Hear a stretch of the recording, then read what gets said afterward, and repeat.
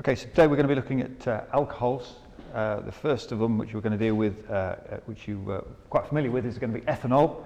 Okay, so ethanol is the alcohol that people talk about when they say, I'm going to have an alcoholic drink, really meaning ethanol. Ethanol, it's a colourless, clear liquid with a recognisable smell. Okay, you shouldn't be sniffing it too much, but if you have a smell of it, you'll probably recognise it. It smells a bit like vodka, which you also shouldn't know much about.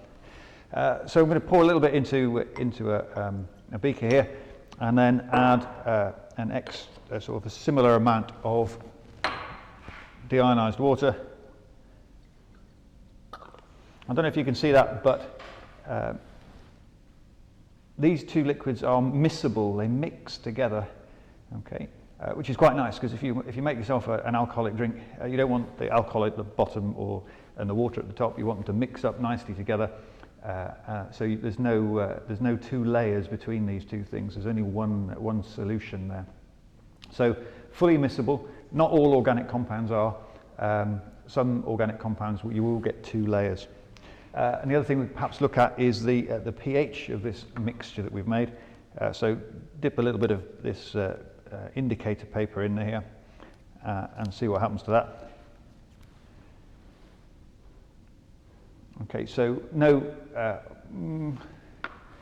slightly greeny on here, so I'll look at the chart and see what that comes up with. It doesn't look promising, but then when you look at this chart, green, yeah, that's pH of 7. See if it's gone too far the other way. Okay, so it's between pH 6 and pH 7, I would say, for this pH of the solution. Okay, so that's ethanol. That's the one you're familiar with. But of course, the first member of the homologous series of alcohols is actually methanol.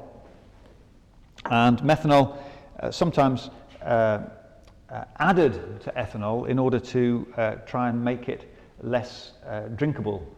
So when you buy ethanol from the shops, for example, you can get it in Boots, the chemists and stuff like that. Or if you go camping and you want to use it in a camping stove, you don't buy neat ethanol. You buy ethanol with some methanol poured into it. And the methanol is there to make it toxic to you so that you can't drink it. So if you had camping ethanol that you were going to use for burning on a stove, then in actual fact that you can't drink that because it's got methanol in it. So that's methanol, the first one. And then we've got ethanol, as we said. And the next one up the list is propan-1-ol. I've chosen propan-1-ol. Think about why the name propan-1-ol is there rather than just calling it propanol. There's a number in there which is a bit strange, so perhaps you might think about why that's there. So what do we like to do with things? Well, I said we could burn these things. Let's see if they burn in the same way. So I'll pour a little bit of methanol out onto this watch glass. Some ethanol onto the next one, and some propanol onto the third one. Put those out of the way and light it up.